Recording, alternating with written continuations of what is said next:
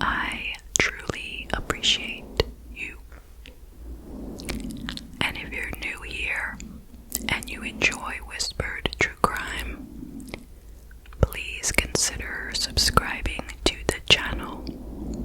I post 2 times a week, on Monday and Thursday at 6 p.m. Eastern Time. I recommend using headphones if you would like to hear the gentle mic brushing. Please stick around at the end of the video for some extended microphone brushing. Now let's get right to tonight's case. Tonight, we will be traveling to Colorado. Shout out to all my friends in Colorado. Tonight's case is from the year 2014, and it is the case of Leah Porter. So let's start with some background on Leah. Leah Porter was born on December 28th, 1994, to her mother, Renee Jackson, who had been divorced and estranged from Leah's father when Leah was very young. Leah had an older brother named Max. Leah's mother said of her that she was, quote, small, but she was feisty and very social. She had lots of friends, end quote. Leah was never overly interested in academics, but she loved art and electronic music. Growing up, Leah and her brother Max were always extremely close. He was always very supportive of her and provided her with much needed stability in her life. They did everything together, and Leah seemed to want to be just like her older brother. In 2006, when Leah was about 12, the family moved to Cotopaxi, Colorado, which is a very, very small town, about 3 hours from Denver. And Leah graduated from high school in 2013, and that same year, her brother Max graduated from Trinidad State College. Now, it is not in Trinidad, which is exactly what I was thinking, but no, I looked it up. It's in Trinidad, Colorado. It's a community college, and he got a degree in massage therapy. Leah went ahead and enrolled at the same school as Max, and she wanted to get the same degree as him. And he wound up moving out to California to work in the field of massage, hoping to open up a place. And Leah was thinking after she would get her degree, she would move to California and work with Max. That was her plan. But she was not adjusting well to college life.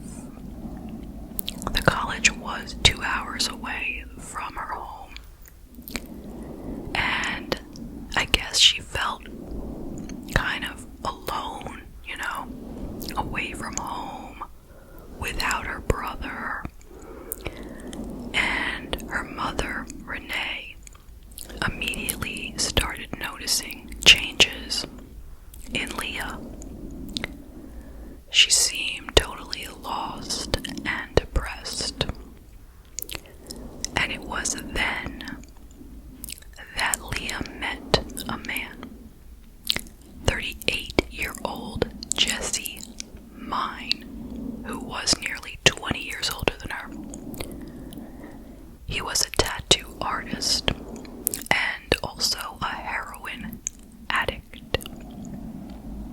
and she began a serious relationship with Jesse, and she moved in with him, and she tried heroin for the first time ever and got hooked.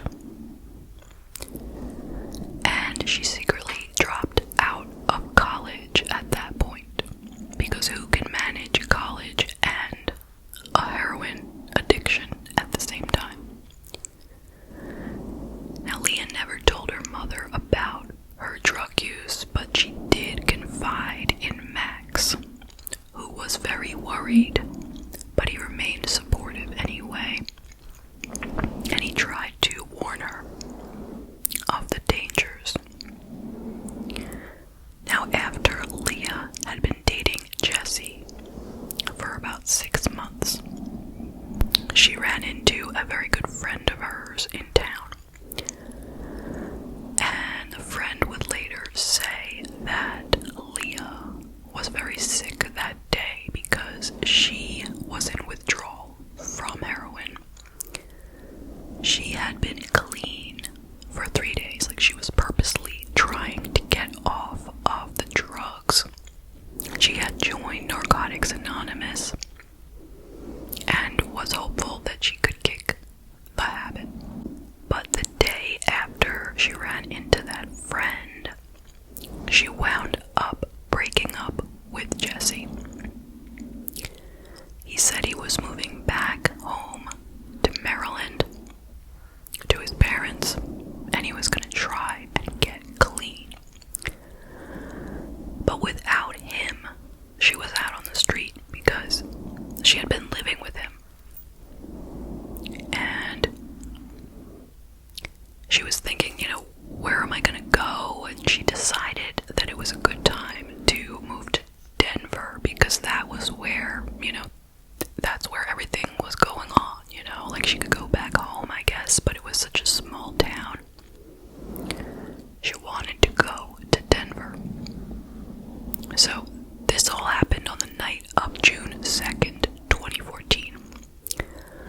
Leah was 19 at that time, and she was with Jesse for the last time before they broke up. They were at the Castle Inn in Castle Rock, Colorado. So they broke up that night, and the next morning they checked out, June 3rd, and they parted ways. He went to Maryland, and she headed to Denver. But she had no official plan. She had nowhere to stay. So she went on her social media asking friends if there was anyone in that area who could let her stay with them for a little while because she was homeless. So along comes an old classmate from Cotopaxi High. So this classmate had followed her on Facebook and commented on her posts. And his name was Christopher Wade. He was 23. He was a former Army soldier, and he was now studying criminal justice in college. He was going to Everest College. And he had been in the same grade as Max in high school. He was a very good student, supposedly very smart, but he was always picked on because he was unusual. And neither Max nor Leah had ever been friendly with him in school. He had joined the military, the Army actually, right after graduating, but now he was in college, like I said. So anyway, he came back into Leah's life. I really shouldn't say back into her life because he had never been in her life, but she knew who he was. And that was enough. He was being very nice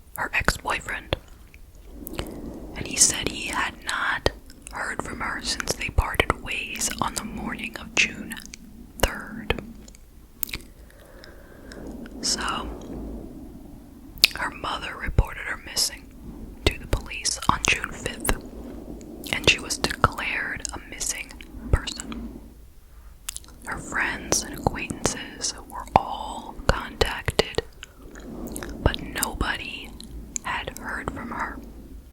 Max flew back home to Colorado to help with the search, and Jesse also came back to town, and he was questioned by the police because obviously he was not really a person of interest, but definitely could have had something to do with it, right?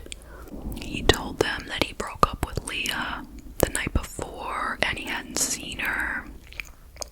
He said she was very distraught over the breakup, and actually she was sounding suicidal. She had begged him not to leave, and he had actually hoped that they would marry someday, but not until she could get clean. Isn't that something? Side note. It's like he introduced her to the drugs and now he's saying, we're breaking up because you need to get clean. Anyway, he said that he worried a little about her when they parted ways, but then he kind of put it out of his head until he got a phone call from Max saying, yo dude, where's my sister? And then he was like, whoa, what happened to her? But he had an alibi. He had been in Maryland, and the police knew it was not him. So Renee, Leah's mother, she started doing some research on her own. She paid the phone bills for Leah, and so she looked through the phone call log of like June 2nd, June 3rd, like that time period.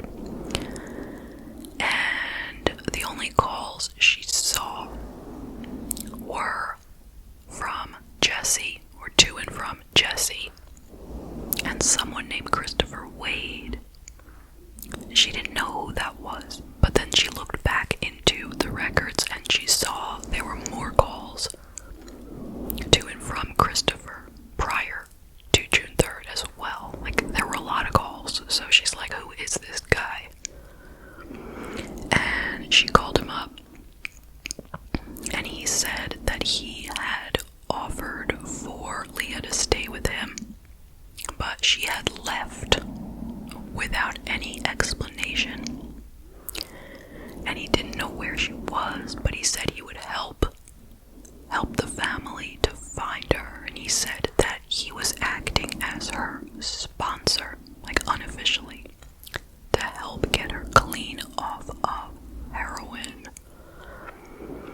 And Renee found out for the first time ever that Leah was on heroin. She's like, I had no idea what in the world, like, how did I not know what was going on?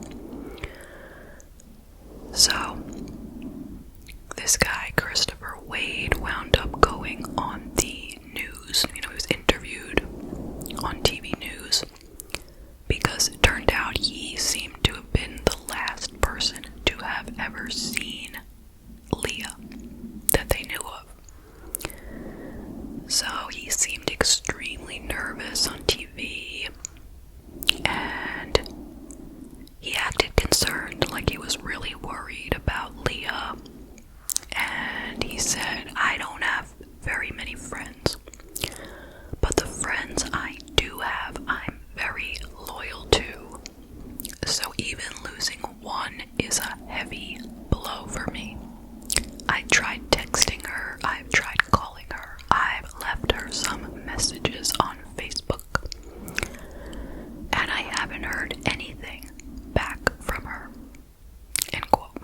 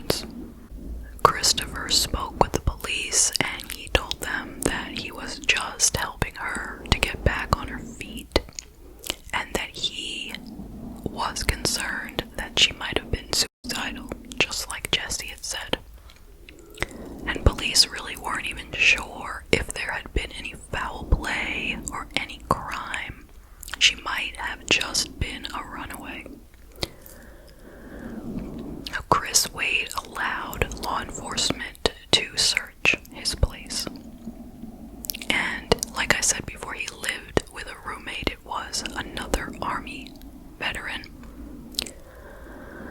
also named Jesse. Not the boyfriend Jesse, but Jesse anyway. But by the time they came to look at his apartment, 5 days had passed since she had disappeared. But nonetheless, his place was a complete pigsty, like the most disgusting, dirty, filthy, messy place that you couldn't even imagine anyone living there. There was just rotting food, dirty dishes, just trash, everything. His bed had no bedding, it was just a mattress on the floor. But next to it, there was a knife with bleach spots on the blade. Now that's kind of curious. So he said that he had cut his hand with that knife by accident recently, so he had bleached it, and that explained the spots. But how did that explain that it was just laying on the floor? I don't know. So, they brought him in for an official interview. He was not arrested. He wasn't even told that he was a person of interest. They just wanted to talk at the station now. So he explained a little bit of his background. He said he was raised in a religious household, but that he had a pagan obsession, and he was into reading tarot cards, and he always carried them around with him. I think he even had them at the police station. And he said he did a reading for Leah before she left, and he said that he had never made any advances on her, and it was his intention for their relationship to be completely platonic. He was just going to help her. But he said that she came on to him. Quote, "We were just getting ready to get back into the video game. Then she leaned in and kissed me, and I kissed back," end quote. He said that they had sex in his bedroom, and when they asked about the bed sheets being missing, he said that when Leah's mother had called him and he realized that she was missing, he got nervous and he got rid of the sheets because he knew that the sheets had both of their DNA on it. And even though he hadn't done anything, he was just afraid that those sheets could be used against him. So police looked right at him and asked him if he had killed Leah, like they weren't beating around the bush. And he said that he maintains his innocence, but he would like a lawyer. He was done talking, and he was free to leave because they had nothing to arrest him for. And then they brought in his roommate, Jesse Williams, and he said that he had been sleeping on the couch in their apartment, and there had been a necktie on the bedroom door, which meant that Christopher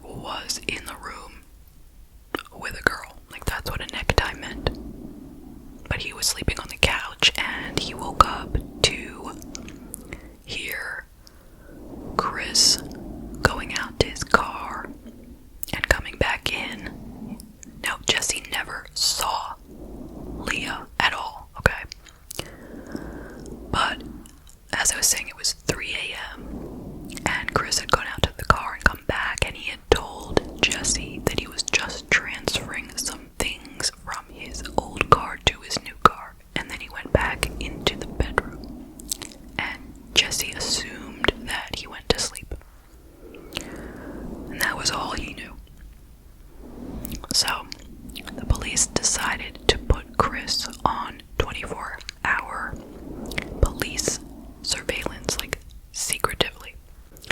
They had nothing to hold him on, but they were very suspicious of him. And they went and got a search warrant and returned to his apartment to do a full search. You know, they used all the special lighting and everything to look for blood. They checked the sink and the tub and the bed and all that. They did find a little bit of blood on a t-shirt, and they found a receipt from 7-Eleven. It was dated June 4th at 11:54 a.m., so the morning after Leah went missing. And he had purchased bleach and gloves, like rubber gloves. That was a critical piece of evidence, but still not enough to charge him. So they reached out to Chris's mother for some information. And her name is Vicky.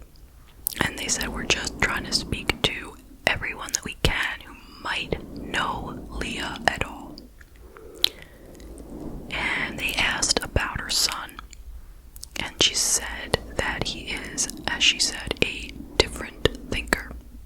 And that he struggled in school socially because of it. She explained that his father was into pornography, and Chris had found it online at a very young age, and he was, quote, pretty messed up with it in high school, end quote. She said that she had found the photos that he had saved, and they were very disturbing, but she didn't say why. She said that they made her sick. And she also said that one time the principal had called her to report that Chris had inappropriately touched a girl at school. She was really giving away a lot of information about her son that didn't make him look very good, I must say. But she also went on to say that Chris had told her that he had gone out one night to a girl's trailer with the intention of kidnapping her and taking her out into the woods. He said he had gone and tried to do that 2 times, but both times he had been scared off by like the dog barking and had left without doing anything. She went on to say that when he was deployed in the army, he started having nightmares, and he was sent back home because of that. So the police went to check out the records from the military to find out what that was all about, because it turns out he had had a dishonorable discharge. So they found out that he had seen the psychiatrist when he was in the army, and he told the doctor that he has ongoing urges and fantasies of raping a specific classmate. We do not know who. And the doctor stated that there was no evidence that he had ever harmed anyone, but that he is dangerous. And he was discharged. Meanwhile, Max Porter, Leah's brother, was getting fed up by the lack of progress and by the fact that he was being kept in the dark about what the police were doing. So he decided he was going to take matters into his own hands. And he befriended Chris through texts, saying to him that he doesn't think that Chris did it, but that other people do. And he's going to tell everyone to stop harassing Chris. So he arranged a meetup at a local park. It was going to be him, Max. It was going to be his friend, Max's friend Eric, and Chris. They were going to get together at a park. Now, a lot of the information out there on this case says that it was Jesse, the ex-boyfriend, that went with Max. But on 2020, they said it was Max's friend Eric, and he was on the show, so I'm just gonna go with that, okay? It doesn't really make that much of a difference. So, Chris was gonna bring his tarot cards to the park, and he was going to do a reading. That was the plan. He was gonna try to find out what had happened to Leah. So, they all got there, they sat down at a nice little table, he took out his tarot cards, and he started doing the reading. And he's talking a whole bunch of mumbo-jumbo about the tarot cards, and the other two were just listening. But Max secretly turned on his phone to record all of it. And you can listen to it, it's out there. So, after listening to a bunch of the stuff about the tarot reading, Max just looked at Chris and he said, "Where is Leah?" And they just start going back and forth with, "I don't know, yes you do, I don't know, yes you do." But finally, Christopher cracks under the pressure. And he tells him a story. He said, "Okay, here is what really happened." He said they went out to eat, and when they came back, they had sex. And then she asked him for money for drugs, and he refused. So she grabbed the knife and tried to stab him because he had refused to give her money. He said, "I turned, grabbed her, then stepped forward and twisted her around so that her body was in between me and the knife. Then I placed my hand at her throat. I didn't start squeezing until after she kept going. I thought that her muscles would relax when she went unconscious and that I could gradually move the knife away and let her go and let her regain consciousness. But that didn't happen." So Max started yelling at Chris, and he said that his sister would have never tried to stab him, and he called him a lying sack of S. So Chris said that he would go turn himself in to the cops, but Max is like, "No way, I'm letting you walk away from here. Like, you killed my sister, you are not leaving." Like, he didn't trust that Chris was really gonna go turn himself in. So he insisted, "You are confessing immediately." And then he just pounced on Chris and he punched him in the face. And his friend Eric pulled him off of Chris. And Eric was saying he really, he wanted to punch the guy as well, but he knew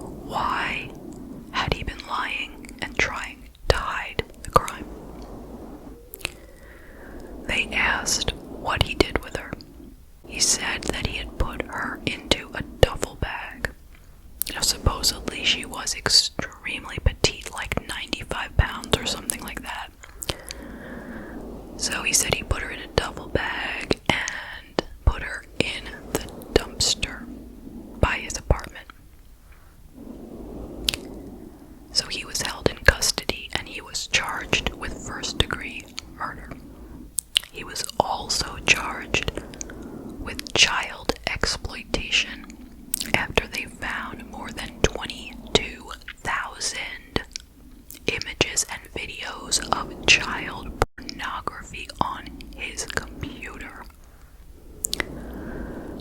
Now, they tried to find her body by tracking the dumpster,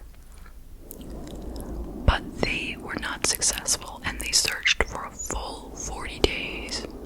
They did find her possessions at a certain landfill. It was her cell phone, wallet, ID, and the clothes that she had been wearing. They found all of that, but they did not find her body. So since they didn't have a body, they knew their case would be a little bit challenging. So they offered him a plea deal for second-degree murder in return for information on where her body was. So he agreed, and they signed the papers, and then they said, okay, where is her body? And he told them the exact same thing that he already did. He said, I put her in the dumpster outside my apartment. That's it. It was useless information that they already knew, but nonetheless, they kept the agreement, and the family was pretty upset about this, but it stuck, and he was sentenced to 48 years, and he will be eligible for parole in 2049. Now, his professor of criminology at Everest College was interviewed on 2020. He said that in his class, he teaches information that would be helpful to someone who was trying to get away with murder. And he said that Chris was smart, but that he had difficulty socially. He said that he even had trouble finishing a sentence with a female. And this professor was he was very upset that he might have helped Chris to hide the evidence due to what he had taught in class. In the year 2022, which was 8 years after Chris went to prison, he wrote a letter to the court explaining what he says really happened. So he said there had never been a demand for drugs from Leah, and she had never threatened him with a knife. It was not self-defense. He said that she was in his apartment, and she had gone into the bathroom, and when she came out, he was suddenly filled with feelings of aggression, rage, and sexual desire for her all at the same time. Like, for no reason though. No particular reason. Just, those feelings just hit him. And he attacked her. He restrained her and choked her to death. And that was it. That may not even be the full story. There could be more to it. And her body has still never been found. Her mother, Renee, continues to search. Renee put up a Facebook page to continue to receive tips and information, which she follows up while looking for her daughter. Now, I took a look at this Facebook page, and I found something extremely interesting, very thought-provoking. There was an article about a woman in 1976 who was murdered. She was 34, and her name was Sharon Copps. Her body parts were found 20 miles apart. Police said she had been essayed, tortured, and beaten to death, and then dismembered. Her handless arms, legs, and breasts were found in the morning of August 18th, 1976, on a road leading to the Pueblo Reservoir. Now, that is in Colorado, right near where all of this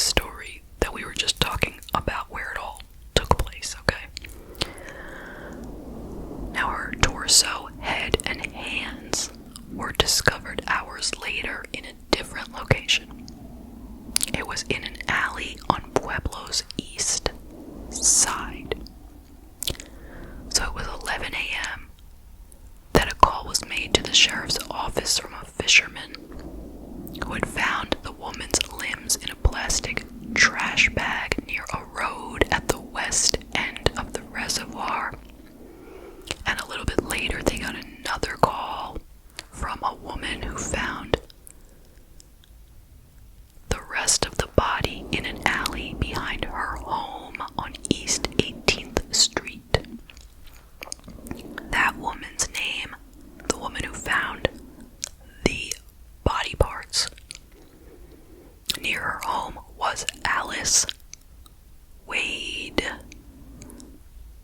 Same last name as Christopher, spelled the same, W-A-I-D-E. She had found Sharon Cobb's head, hands, and torso in the alley behind her home. Now, according to the people on this Facebook page, this woman, Alice Wade, was Christopher's grandmother. Okay? And living with her at that time was Christopher's father, Philip Wade, and his uncle, Martin Wade. I could not find out if these people are actually related to him. I mean, it sure sounds like it makes sense. Same last name, same area, like same town. It's a dumpster where body parts have been thrown. So the people on Facebook are suggesting, now this is not proven, okay? They're suggesting that perhaps Christopher's father, Philip, killed this woman and dumped part of her in the dumpster outside his place and got rid of the other part of her elsewhere, not too far. And they think that his mother, Alice, found the parts.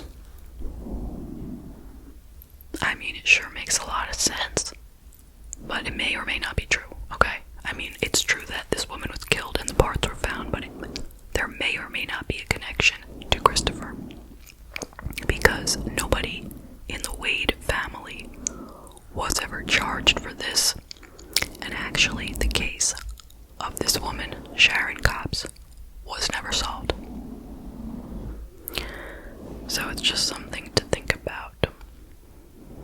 But that is the case. What are your thoughts? I will share some of mine. First of all, rest in peace to Leah Porter. She was a sweet and trusting person who didn't recognize a wolf in sheep's clothing. What an absolute tragedy it was that a young woman with so much to live for had her life cut short in this terrible, terrible way.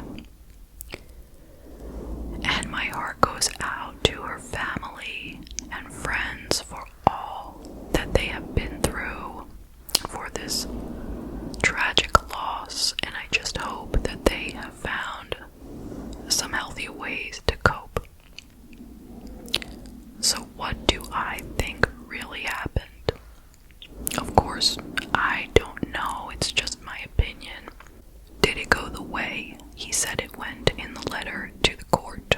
You know, it was just kind of like a snap decision for him to do that in the moment, you know, based on his urges.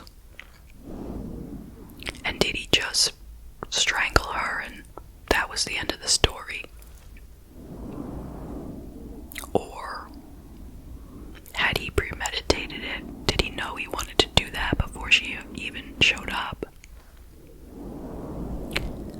Actually, I don't believe that he planned it out in advance. I do kind of believe that he was acting on these sick urges, but I also think that it is likely that he also essayed her. He did not admit to having done that, as far as I'm aware, but it's quite possible that he did. And due to his discomfort with women, he might have done it after he killed her. That's, like I said, just my opinion. So where is her body? Why were they able to find her possessions and her clothing, but not her body? That seems very unusual. If he said he dumped it all into the dumpster, one dumpster, why would it not all be found together?